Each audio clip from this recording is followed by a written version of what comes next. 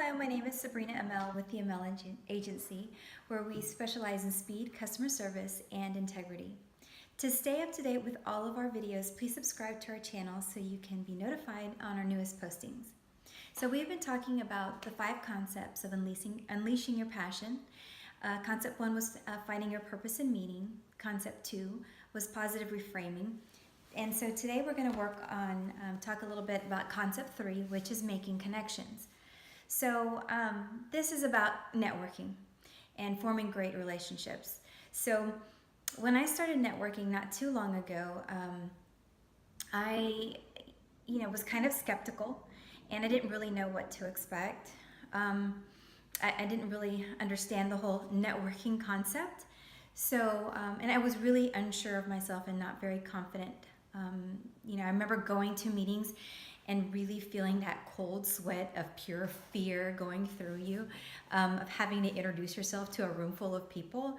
If you've ever been to a networking event like that where you have to give like a 30-second commercial or whatever and talk about what it is that you do in a way that's understandable to others, it can be extremely overwhelming and scary. I think public speaking is probably one of the scariest things that we're going to come up as a challenge in our life. So one of the things that I found that I just would get so nervous, and so, but don't worry, everybody in that room is just as nervous as what you are, so don't feel like you're alone. We all get that little bit of fear right before we know we're going to speak, and then it's just kind of like, you don't know what you're going to say. So I'm going to tell you 3 little things that have helped me, kind of tips on networking, and if you're new to it or you're not sure how to get going with it. The first is just join one group, one networking group that I would suggest that something that you pay for, because when you pay for something, you're going to be more focused on, okay, I paid for something, I better make use of it. So that'll automatically hold you more accountable. I would also opt, and it doesn't have to be an expensive one. There's lots of different kinds of, chambers or, BNI, things like that. But what I would tell you is to kind of hop around and be a guest to different things and just pay attention. And so when you're there introducing yourself, listen to how other people react to what you're saying to each other. What is the dynamic of the group? Pay very close attention to the leadership. If there isn't solid leadership, then it's not a good group to be in. So, that's something, if you're going to pay for a group, then you want to get something in return, that it's a benefit to you to be a part of that group, because then why are you paying? What are you paying for? Just to say you're a part of this group, that's not enough. You need to be able to challenge your leadership in order to receive a benefit from having paid for membership. That's pretty clear. But I would suggest that maybe when you're first starting out, opt for a group that is non-exclusive, so that way you can get to know how other people present themselves that are in your same industry or a similar industry, and you can actually learn some good tips from them just by watching them. So another tip that I will tell you is have intention and purpose in being at a meeting.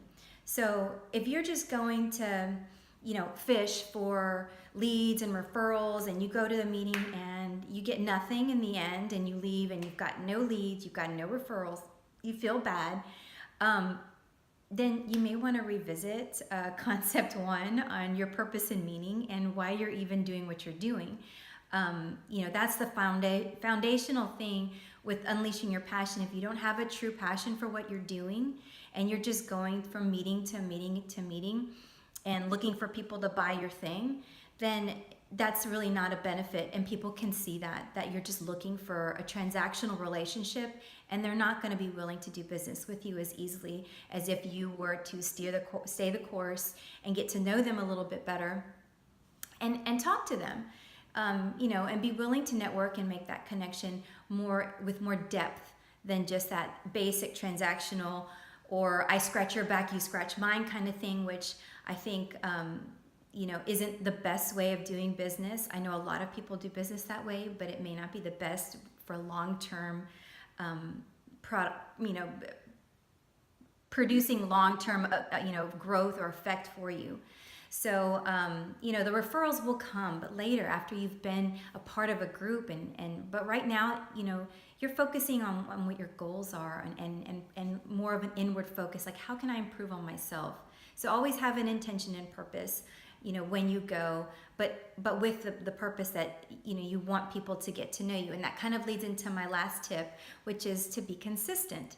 So once you've kind of honed down on one group, that you want to start with, and eventually you can broaden your horizons and add a couple of more, but you don't want to spread yourself too thin, because if you're going to every single networking event there is out there and you've got pictures and everything up, how are you showing any loyalty to any of these groups of people that you're meeting? So they're like, well, I saw you with this, that, and another insurance agent or whatever, so what makes me think that me working on this relationship with you is going to do anything? It just, you have to, you also have to be able to be consistent in a group that you can talk to these people and get to know them, and they get to know you. I know for our agency, we've been involved with a specific Hispanic chamber in our area, and it's taken us over a year for us to really gain any kind of momentum where we feel like, okay, I think this group trusts us, because how else are they going to know if we're going to be able to produce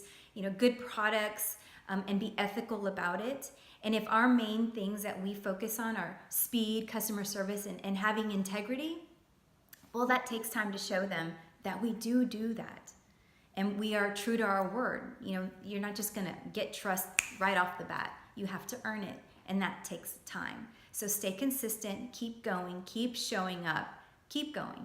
Just keep doing it, and you will start to see people will start to talk to you more, because they're more interested in you, they've gotten to know you better, and that rapport has been built. And then the referrals will start coming, whether it's their business or a friend of theirs. It doesn't matter where it comes from, but still continue to go and grow those relationships and make them meaningful. So thank you so much for watching this video. I'm sorry it was a little bit longer than usual, but this is an important topic that I think a lot of people misunderstand. And so if you have any questions, please let me know. If you like this video, subscribe to our YouTube channel. You can also find us on Facebook for the Amel Agency, or you can look for me, Sabrina Amel, on Twitter, LinkedIn, and Facebook. I'm Sabrina Amel with the Amel Agency, and I'll be back next week to continue our Passion series. Bye!